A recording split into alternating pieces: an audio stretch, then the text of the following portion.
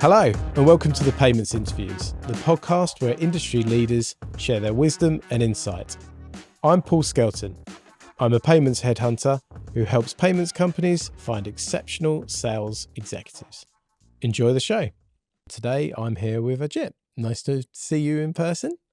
Lovely to be here. Thank you for having me. As Paul mentioned, I'm Ajit. I have been in the payments industry for coming up on probably 2 decades now, and most of it in card acceptance or payment acceptance. Most recently with Lloyds Bank, where I was MD of Proposition and Partnerships.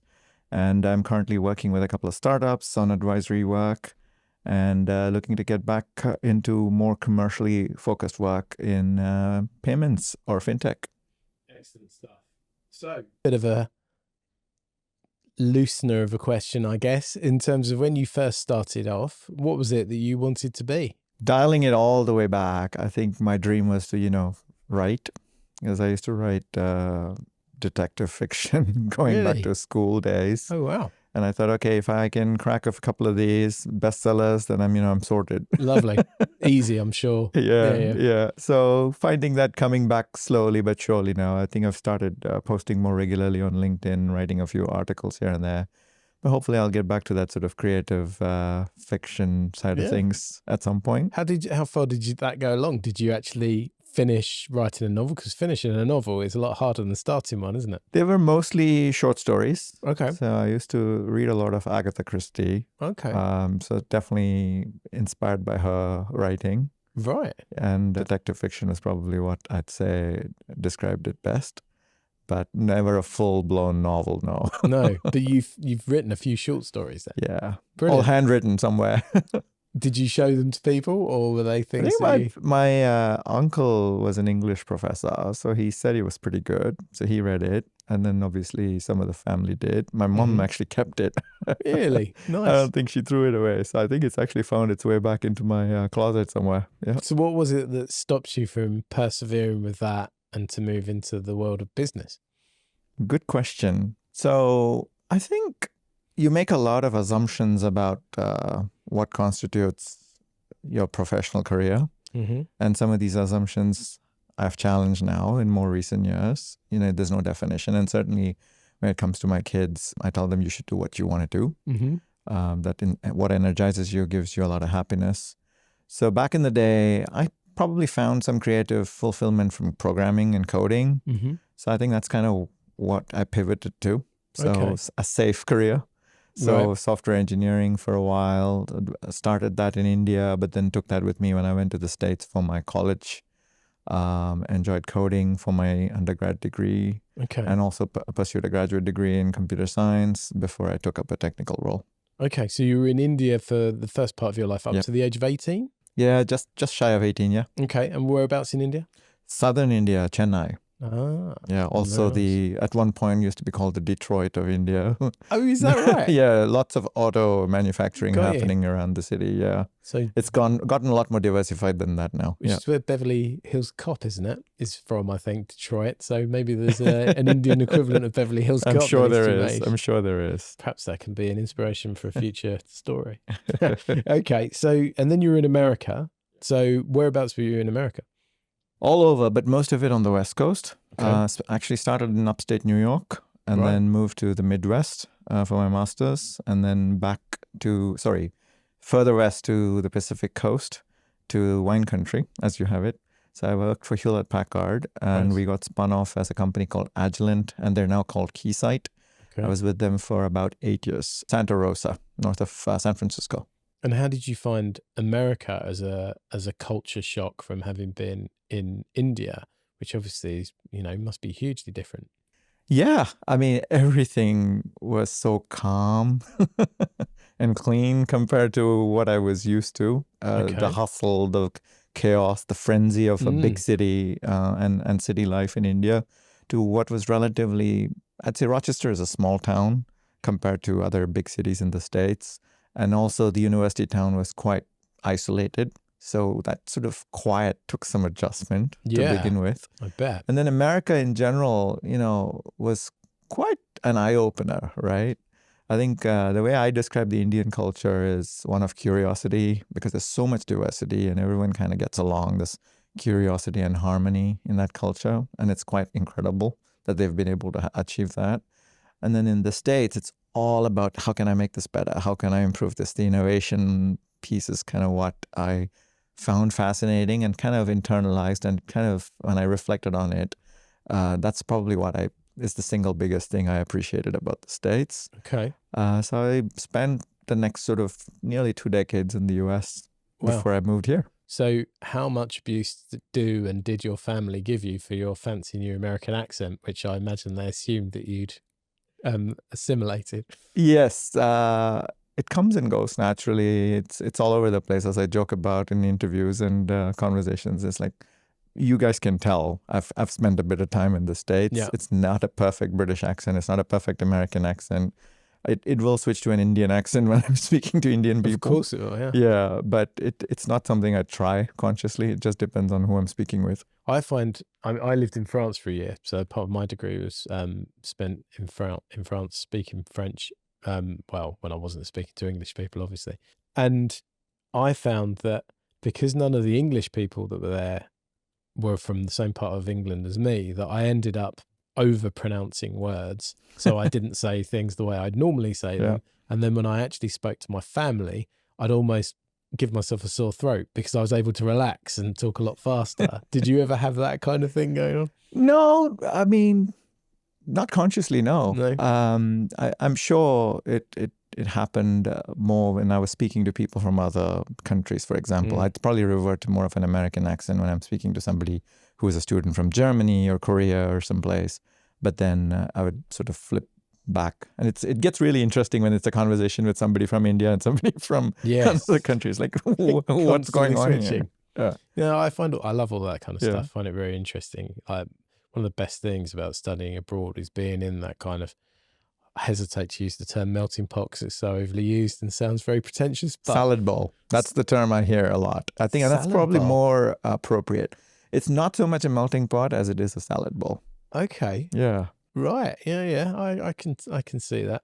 But it's great seeing everybody just blending and also like talking about all the stereotypes of different countries. Well, I remember having a conversation with French people, German people, and Italians all in a bar in one of my first nights in France, and we were all talking in French. And I said, everybody associates English people with football hooligans, which at the time they did.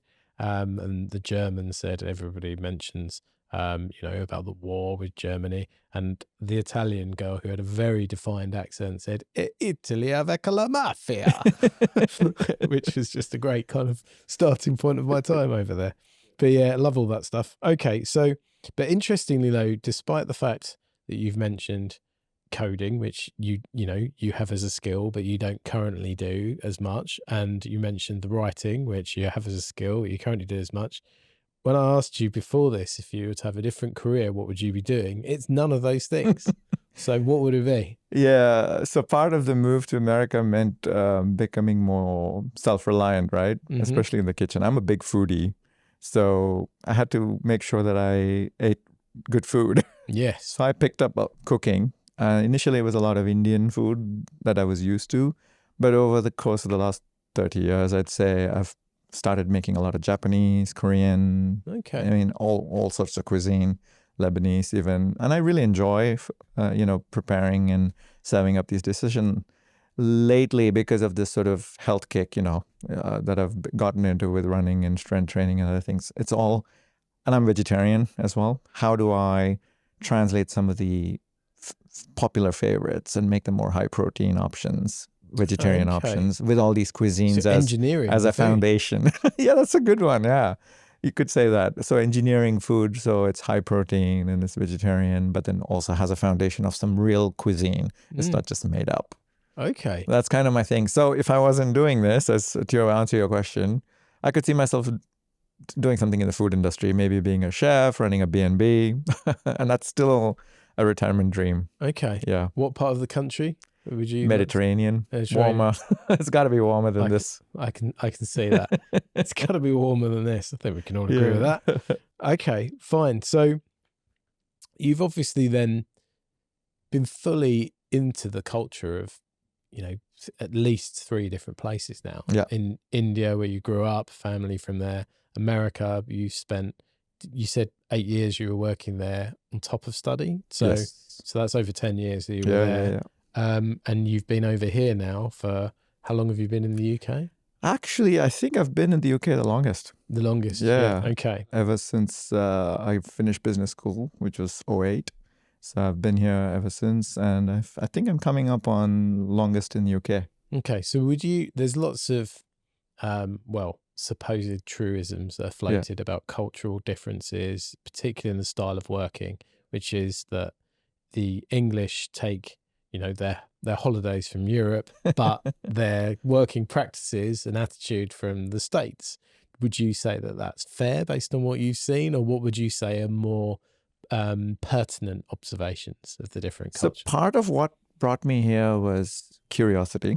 So my foundational Indian curiosity that I referred to. And I'd spent, almost 2 decades in the States, actually.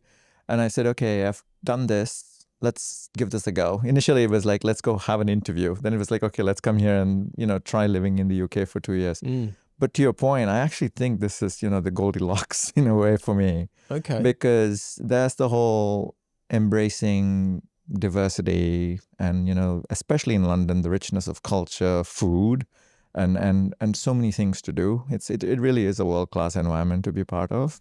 And then the second is the fact that you've got, it's ideally placed. I've got family in the States, family in India. So it's, right in the middle, which works out very nicely. Logistically. And I do think one of the things I really took away from, the 2 decades or so that I've been here now is I think Brits really do know how to enjoy life.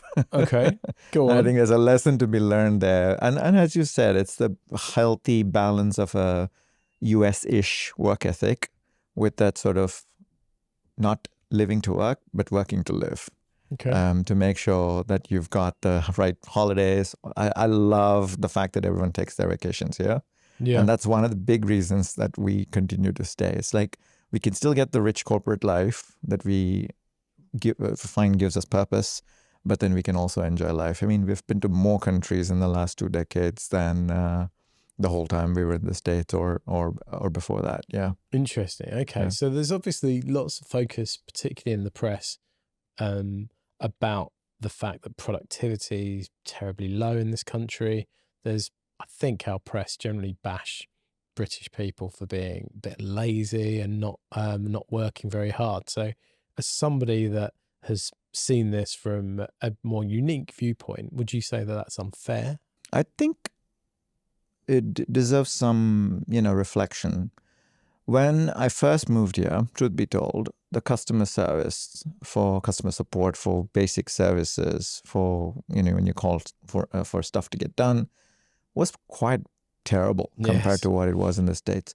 But coming up on what it's like now, I've just seen it improve in, droves. Oh, really? It's just so much easier to get things done. There's always a process to follow. And yes, it might take slightly longer than you might expect in the States or in other parts of the world, but stuff actually gets done. So I'd say it's come a long way. Okay. I don't know about general lack of productivity in all quarters, because lately I'm actually pretty happy with the day-to-day interactions I own with my local council. Right. So I don't have anything to complain about. Okay, yeah. Fair enough. Right, I'm going to have to send this to my dad. It's one of his most popular things to moan about. Yeah, that is something that people should think about, though. I mean, that kind of it's almost like popular to be negative, right? Yeah. Okay. Well, yeah. I mean, in terms of what you think Europeans should know to be more effective to do business in the US and vice versa, which is probably a more specific question. What would you say about that? Having lived in America and then moved to the UK and then also helped Barclaycard with a US market entry project, I think I can probably reflect on sort of the epiphany of, okay, I remember this is what the US is like.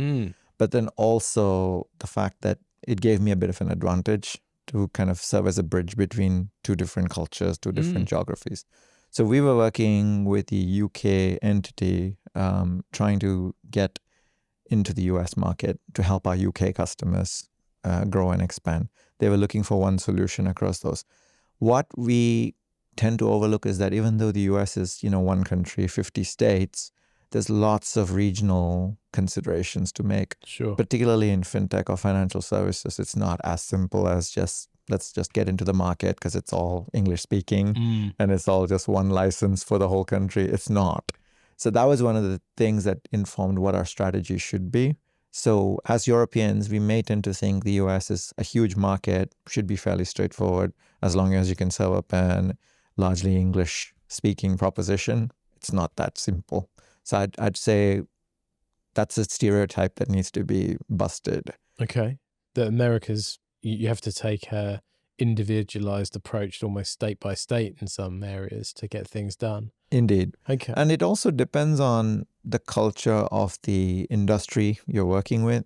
I found quite big differences between our US-based Barclays business, which is a financial services organization. They were doing card issuing and strategic partnerships with major brands, and say Intuit, which is a US company, which is pretty much a big tech company making steps into fintech. The culture is quite dramatically different because on the one hand, the environment you're operating in, how regulated is it, can actually drive what your corporate culture looks like and to what extent you have the appetite to do things versus not. Okay. So what practical lessons did you learn from that experience? And if you were a company, say, for example, looking to expand into the States, what would you now do or advise somebody making that move from day one? So this is a truism for me, probably that's stayed consistent for the last sort of 15, 16 years even of my work experience, especially since I started looking at market expansion as a skill set and as something that I've driven successfully more than once. First is you've got to really start with the customer. You've got to really think about who you're going after. So if you're trying to do all things for all people, it doesn't matter if you're a large enterprise or a mid-sized company or a startup. If you don't get the targeting right, you're going to fail. The second thing is to make sure that you use that focus to win in that first segment and target customer base before you start to think about adjacencies. Okay. And if you do something really well, solve a particular problem, and for a particular customer segment, you've got to pick the right problem. It's got to be a big enough problem with a large enough group of customers that you're solving for. It starts to spill over. It starts to inform your success in adjacencies. And that's where, all of this, corporate life becomes incredibly challenging because you have to manage investor pressure. You have to manage your employee morale. You've got to make sure your leadership is happy and try to find that balance. And that's what keeps it interesting, right? That's that kind of role. Let's get everyone rowing in the same direction. Well, and clear on what the direction is. Yes. Yeah, like from day one, because it's much easier to hit a target if you understand what it is, isn't it? Just because the market is big, to your point, it doesn't mean you can go after everybody. So if you're saying it's a hospitality offering or a travel offering, just get that right. And then think about what comes next. So if you've got hospitality down, can you go into some sort of related entertainment sector that's adjacent to it?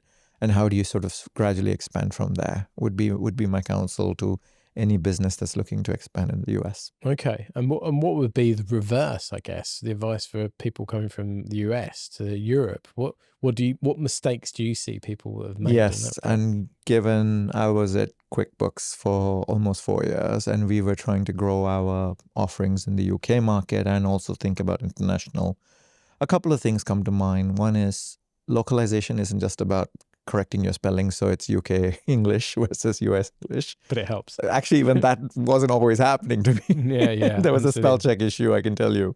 So you've got to make sure that the proposition is built with the customer in mind, particularly if you're tailoring it to a European audience, right? You've got to make it look and feel like it was purpose-built for a European audience. And again, it can't be Europe. It's got to be, is it French? Is it German? Is it Czech? I mean, just being really clear about which countries you're targeting, what is it that you're solving for them, make it context specific and tailored toward addressing the needs of those customers is really important.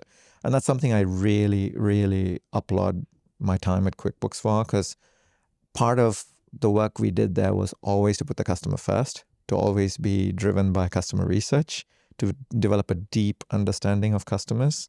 And that's something that, although we did it at Barclays and we did it at Lloyd's, it was almost like a DNA thing for them at QuickBooks. And it just goes back to the original founder's vision for the company to be, customer driven. And that's something that I really taken away. Okay, interesting. Tell us more about the fact that you've obviously worked in different functions in your professional life. That there would be, I'm sure, some learnings that one function could take from the other. Perhaps you can elaborate on that on how these teams could work better together. Yeah. So as you rightly called out, and that I was reflecting on that in the lead up to this conversation.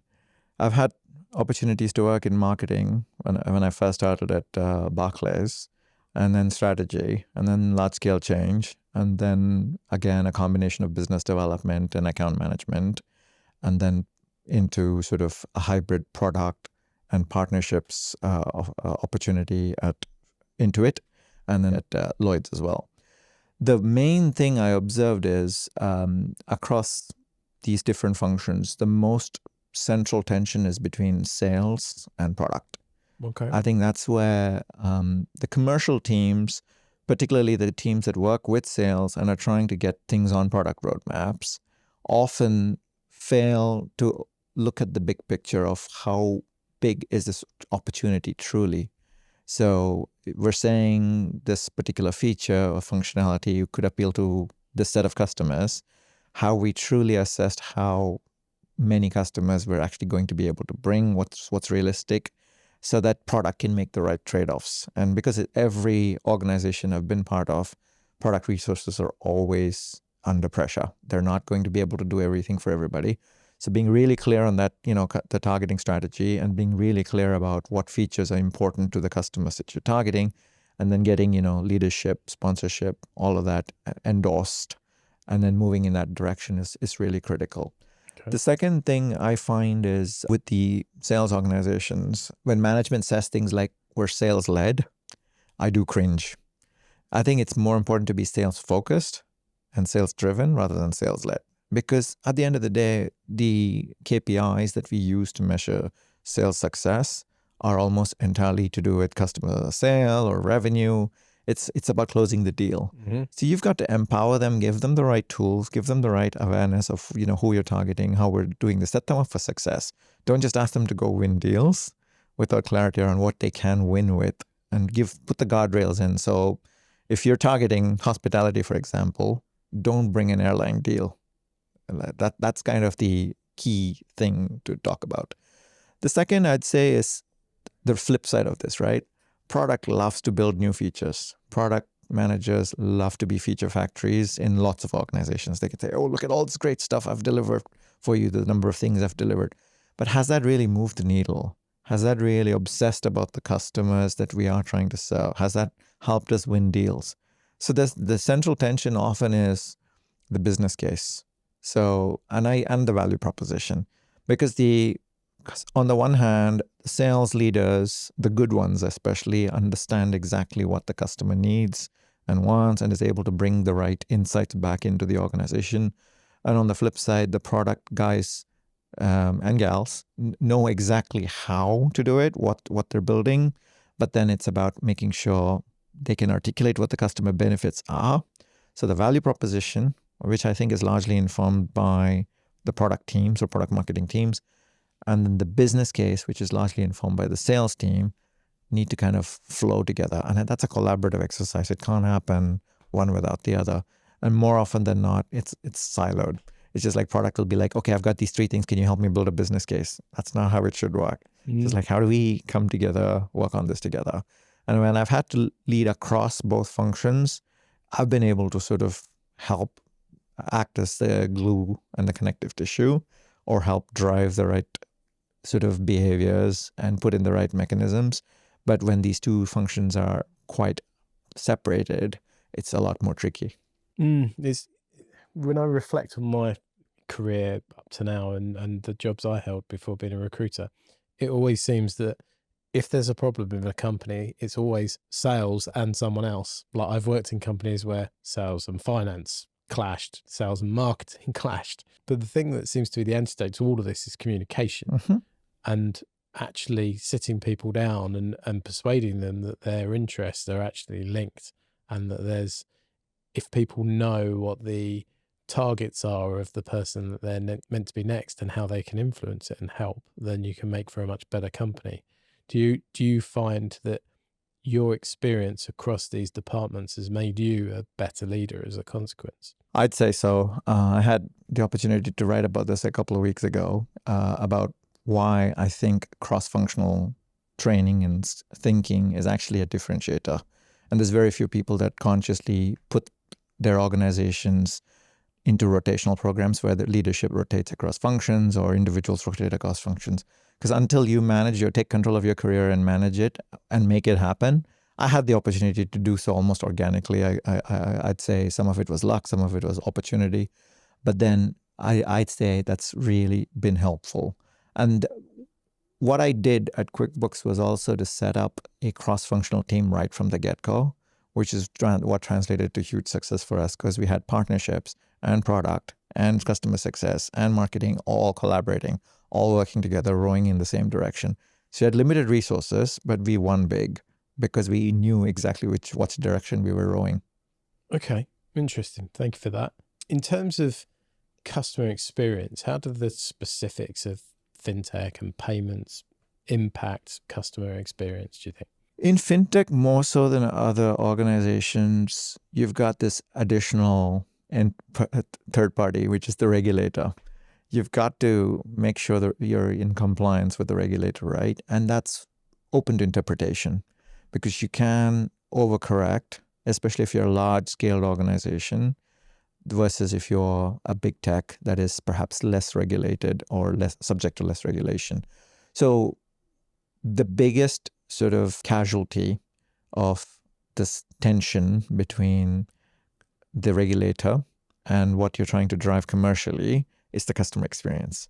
So where you might be okay with taking 3 or 4 different pieces of information to get things moving for the customer with a loan application or a payments application, you may tend to overcorrect and collect 20 different pieces of information across 16 different screens. Half the time you're losing customers as they're even signing up to the product. And that's a huge issue, I kid you not. So part of this is being able to work with your compliance colleagues and the regulator and drive to the right outcomes so that the customer experience ultimately is the winner. The second is also be creative, right? There's far better ways to get different sources of information, particularly with open banking now being available more and more geographies. You can absolutely pull in information, make things more automated. So for customer experience, I'd say it's a little bit harder, but by no means insurmountable. We've seen how the neobanks have done. We just have to look at, from some of the blog posts from the likes of 11FS to know exactly that the innovation is happening. So there's lots of lessons to be learned.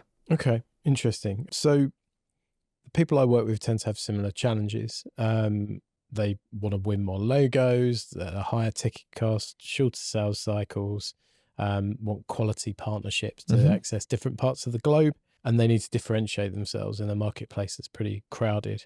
What's been most important for you in the roles that you've been in, and how have you seen it changing over the last few years? I think it goes back to having a very clear plan of action. And I generally try to put on a chief revenue officer or chief growth officer hat on, because I think that's what gets me really excited and gives me the kicks.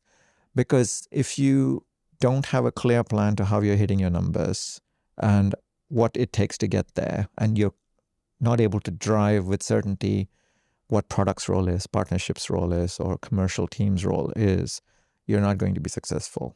So more often than not, to your earlier point, it does take that conversation, get teams working together, rowing in the same direction. So the KPIs are aligned and you're all clear on what you're accountable for delivering. And then being able to say, okay, these are the target group of customers we're going after. This is the addressable market opportunity we're going to be tackling in over this space of time. What is it that we need to have ready on the product roadmap? What is it that we need to have lined up with channel partners or product partners? What is it that sales need to be provided with? What assets, collateral, processes do we need to put in place?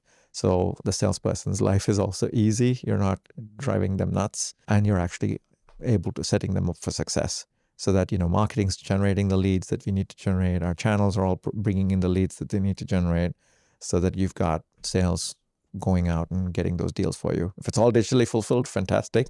But we increasingly work in a world where it can't all be digital. We do need that live customer interaction, particularly in enterprise type environments, mid-market environments. You do have to have sales teams in place, relationship managers in place. You've got to set them up for success. Okay. So a bit like the whole Abraham Lincoln quote of, if you asked me to cut down a tree, then I'd spend the first 3 hours sharpening the axe. I'm a big fan of that. Yes, Yeah. that's a great quote. Yeah, but it does indicate that if you're going to pay Abraham Lincoln for any gardening job, not to pay him by the hour. But yeah, okay. Negotiation tip there, yes. Exactly, yeah. How has your approach to building teams changed over the years? So previously, whether I inherited teams or built them up from scratch, I'd take a look at the composition of the team purely based on skill set, and also look at the talent profile of the people that were coming in and their willingness to sort of get projects moving, getting things done. Off late, I think increasingly because of the way work culture continues to evolve and shift, we've got to find people that are willing to wear multiple hats. It doesn't matter if it's a large or small organization. The best people that I've had on my team have always embraced the mentality of curiosity. They're showing a lot of curiosity to say, okay, what can I learn about this? What can I learn about this new area? You're telling me to pick up something that doesn't technically sit in my remit, but I'm going to do it because I'm going to learn something from it. So that sort of curiosity and attitude is really killer. The second is we also go through a lot of uncertainty, things that are outside of our control. You've got multiple wars raging in the world today. You've got macro conditions. You've got investment problems at the macro level within your organization. You've got to have people that are resilient. You've got to have people that are ready to embrace change. They're not finding it difficult to adapt. So I think they go hand in hand, the curiosity and the willingness to change. Being able to sort of mash that up. If I find more people like that, 60 to 70% of the team, it would be more of those types of individuals. I'd probably look at 30% being the sort of hard functional skill experts, because they typically tend to stay in their lane. They're not willing to take the blinders off. Okay, interesting. So a mix, curiosity and adaptability would be the kind of three core principles. Yeah. And do you think that philosophy has changed quite a lot since when you first started hiring people? And if so, how? I'd say that some of it is based on the level of independence and rigor that I'm able to bring. So when there's time pressure to say, hey, you've got to get this headcount filled within the next 2 months, or else the headcount goes away, then obviously you have to relax some of those standards. I'm being realistic. But then where I've had the opportunity to say, okay, what about a fresh infusion of talent? Because I've got somebody that's a generalist, maybe, and it's an ex-consultant that can come in but has the right sort of wherewithal to learn and shows the mental dexterity and resilience to want to adapt and be part of the corporate sort of wheel turning, then I have swayed toward bringing those types of people in, and where I've had the luxury to do so. And that is probably a directional change that I've made, particularly in the last sort of 5-6 years, and I will continue to do so. I can't see that changing in going back in a different direction. Okay, and when you've used people like me, headhunters, in building your teams, what's been the things that have worked well, and what are the things that you've found particularly challenging with using people like that? So typically when I'm presented with a pool of candidates, there's always a couple of wild cards. The best recruiters throw in a few people that are the ones that don't fit into a square box, right? Sure. And I love that. I actually want to engage properly with those candidates as well, because I don't want someone who's a commercial leader, who's been a commercial leader all the way through. I want people that have moved around, and I typically include this in the brief. But then the brief becomes so massive that you don't get the right candidate pool. So what has typically worked well is being pretty clear about what the day job is. What are the core outcomes we're trying to create? And then finding the right skill set and mindset, the balance of skill set and mindset to make that happen. And typically, it's a two-way conversation with the recruiter. So I engage more regularly than most. I kind of want to know what's in the pipeline, who are we thinking about, particularly when I've had the luxury of hiring more people. It becomes important to get the mix right. Because you might have multiple, and it's rarer and rarer these days, but you typically do have, when you have multiple headcount available at the same time, you absolutely want to make sure the team composition is right. Yeah, absolutely. You don't want a team of clones or people that are going to end up fighting each other all the time. Yeah, I think part of what I do and, my peers do that should be good is to be able to have the relationship with people like you, to be able to say, look, from knowing your company and knowing the culture and what you're trying to achieve, this person is worth a look. And if the relationship is in place, you shouldn't really need to say that much more than that, because if I've done a good job of understanding you and your team and your needs, then you should, the best relationships I have are in the place where people would say, oh, right, you do know my team and therefore I will see them. And this could be an interesting person to see. So yeah, interesting that that's something that you agree with. In terms of how you think, I from knowing you as I do so far, I think that the innovation side of things and that side of things is something you find interesting in this industry. So how do you think it's going to change over the next few years? What are the things you're most excited about?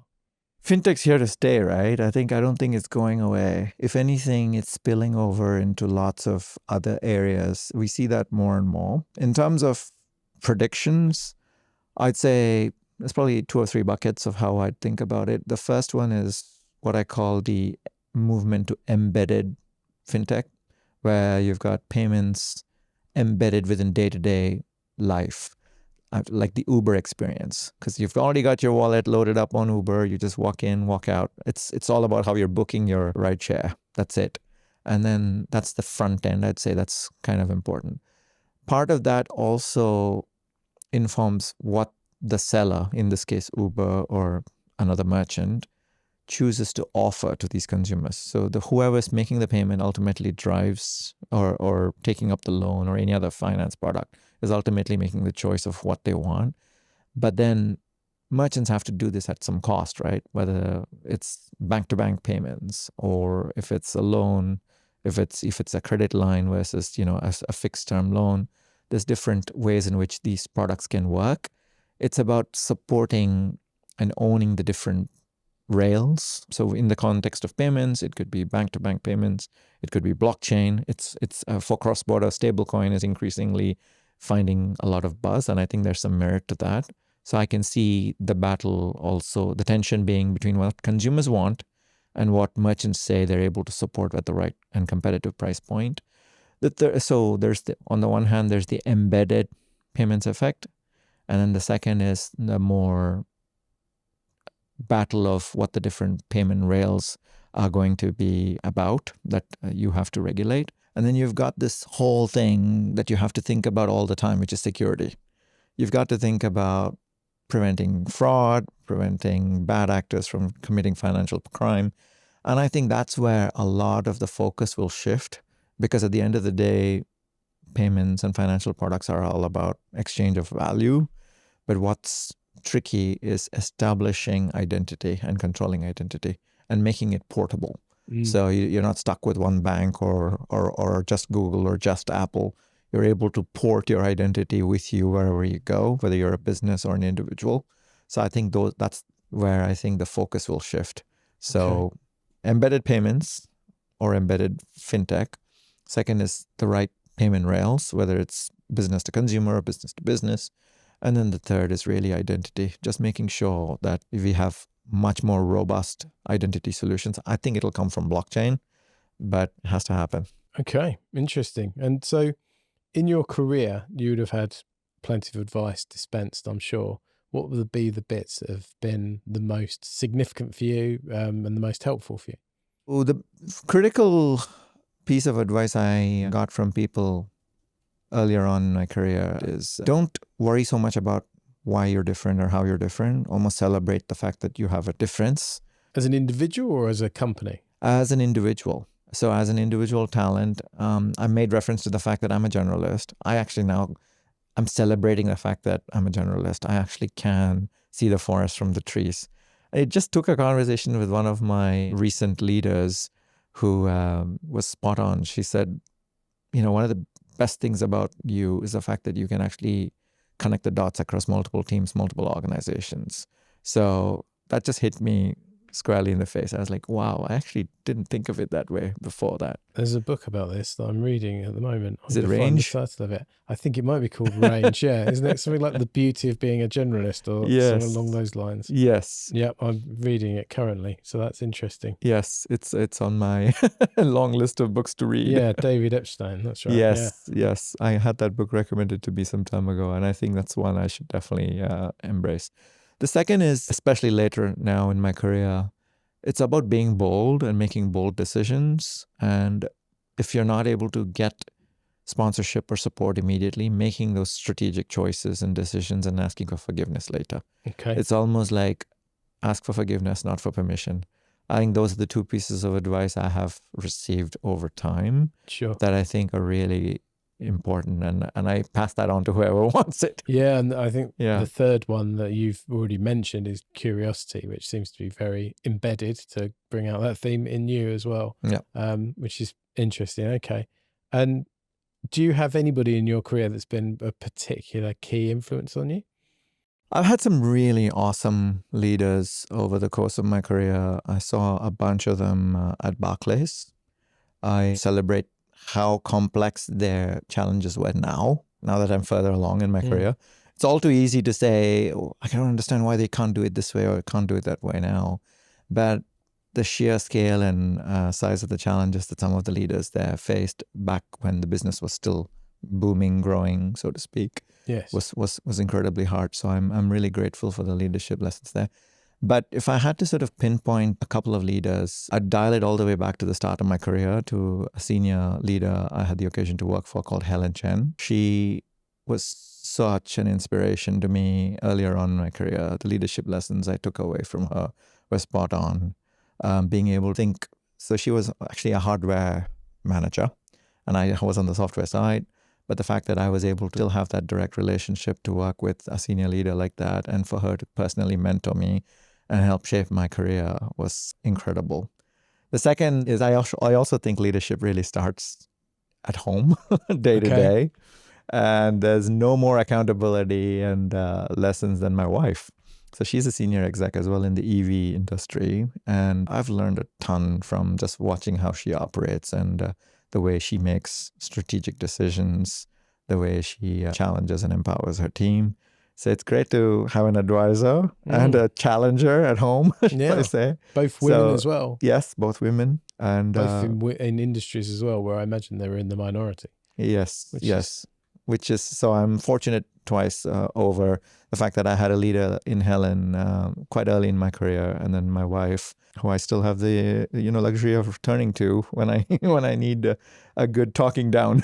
Yeah, of course. Okay, good stuff. And in terms of the advice you'd give your children when they do go into work, what would be the advice you'd put to them? I think they should pick what they enjoy and love. My son, for example, didn't want to do science or math, but he loves writing and he loves English and he's pretty good at it.